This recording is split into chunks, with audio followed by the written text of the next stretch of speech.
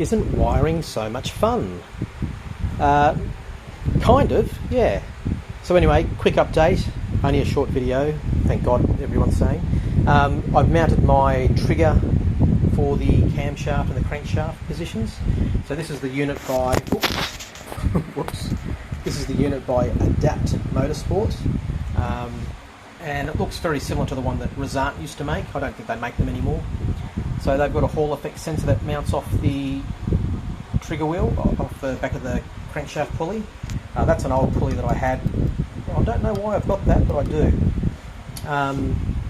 Yeah, so running the two Hall effect sensors. So this is the one for the RPM, and that's the one for the position of the camshaft, so it knows when to fire. And I've got these running to a Deutsch style connector, and I think I'm going to run that down the side here and then loop it in around the back and make it all join up into the back of this plug. I've got my, what else we got up here? I've got my idle control valve. I'm going to try and utilise the stock idle control, so I need to have, I've got a plug and I'll run this wiring around the back and under through here, which is the same way that the 3.2 Carreras used to run their wiring. I'm going to run it through here. This is the cable, the shielded cable for the knock sensor. So that's, you can see where my knock sensor is mounted all the way, whoops, oh, all the way back there on that post. So that'll run again up through here, and this is my temperature sensor, which is screwed into the camshaft tower, so I've drilled and tapped into there. And I'll just buy myself a 2-pin Bosch style plug and I'll run that through. I don't think it matters which end I connect to the, well, I better look that up actually and make sure. I'll do some research and make sure I know which one is the input and which one is the sensor ground. So yeah, wiring, I don't know whether this is good or bad or whatnot, but yeah, so it looks fairly neat. I kind of wish I'd made everything a little bit longer so I could sort of tape it nice and neatly to the fuel rail, but I guess it doesn't need to be taped to the fuel rail. It looks pretty like it's in a reasonable position.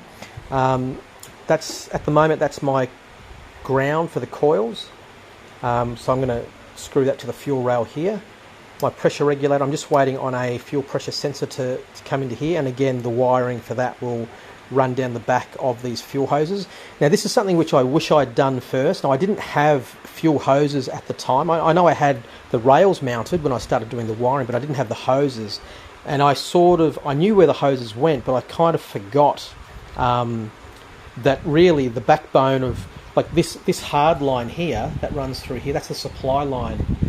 That actually sort of forms a frame, and everything's got to work around that frame, so that way the throttle rod will not interfere with anything behind there, if you can sort of see. So that as long as all that stays clear, and everything above here stays clear. So I would have, I shouldn't say would have, it sounds terrible, but would have made these a little bit longer, maybe a couple of centimetres longer. I mean, I can still cable tie them up to the fuel rails, so it'll be reasonably neat. But I've got them running around the fuel rails here down to the coils, and look, it's right. Like it'll work fine. That's going to work fine as it is. But it would have been nice to have it just a little bit longer, and then I could have run it just underneath here. Maybe I can. I don't know if I can. Let me undo my earth. This is the earth for this side. Everything's just, nothing's tight, everything's loosely fitted, nothing's permanent yet. Look at my hairy hands. They're really not that hairy in real life. I know they look it, but they're not. Hang on, let me just pause this for a sec. Okay, so I've undone that. Can this go under here nicely? And do I want it to, is the other thing.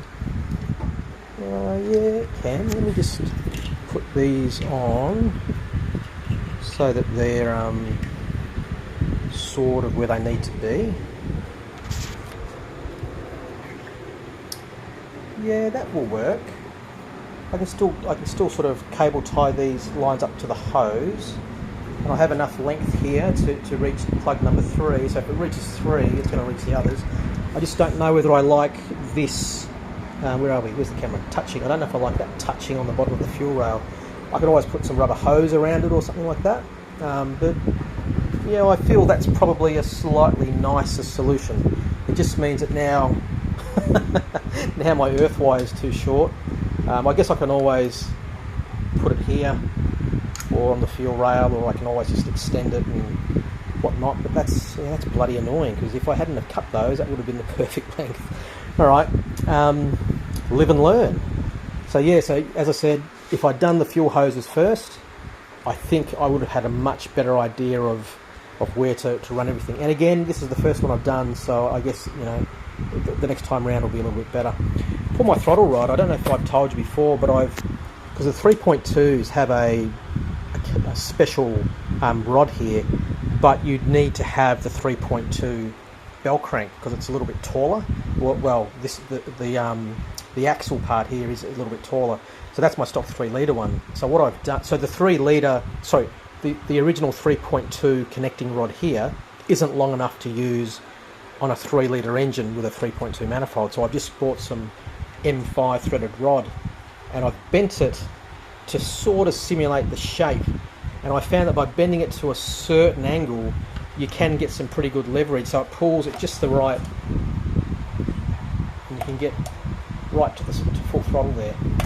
So yeah, I'm pretty happy with that. That'll, I mean, once I put some lock nuts on either end, that'll work out quite well.